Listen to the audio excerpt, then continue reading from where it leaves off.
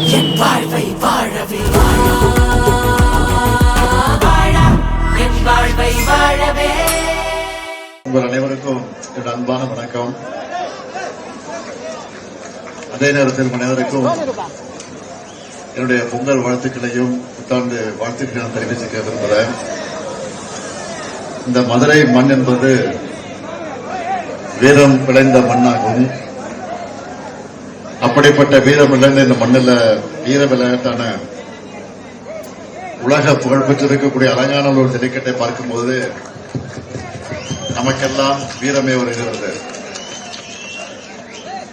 அதனை அடக்கிற காளையர்களை பார்க்கும்போது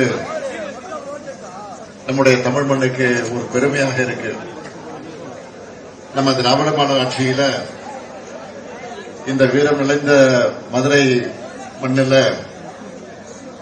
சங்க வளர்த்த இந்த மாமதுரையில அறிவு வளர்ச்சிக்காக கலைஞர் நூற்றாண்டு நூலகம் கட்டி கொடுத்திருக்கிறோம் என்பது உங்களுக்கெல்லாம் தெரியும். அதேபோல தமிழர்களின் அடையாளமாக இந்த வீர விளையாட்டுக்கு கலைஞர் நூற்றாண்டு ஏறுதழுத அரங்கமும் கட்டி கொடுத்திருக்கிறோம் என்பதும் ஒரு மிகப்பெரிய சாதனை. ஆகவே இதை சொல்லுகிற நேரத்தில் இப்பொழுது நடைபெற்றுக் கொண்டிருக்கக்கூடிய ஜல்லிக்கட்டை பார்க்க வந்திருக்கக்கூடிய முதலமைச்சராக வந்திருக்கக்கூடிய நான் ஏதாவது அறிவிப்புகளை வெளியிட்டு போனால்தான் உங்களுக்கும் திருப்தி எனக்கும் திருப்தியாக இருக்கும்.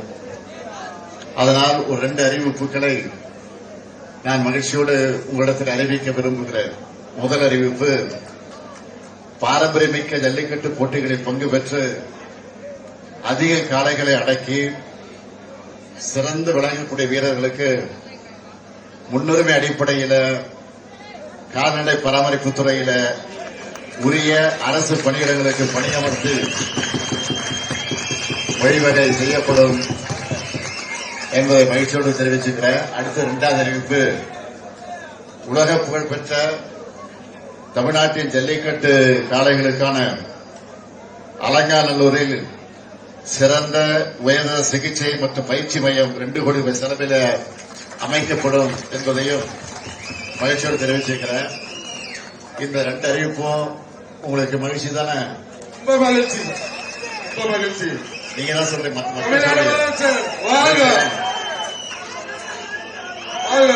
அந்த மகிழ்ச்சியோடு தமிழக எல்லோரும் வெல்வோம் ஒன்றாக என்று கூறி விடைபெறுகிறேன். நன்றி, வணக்கம்.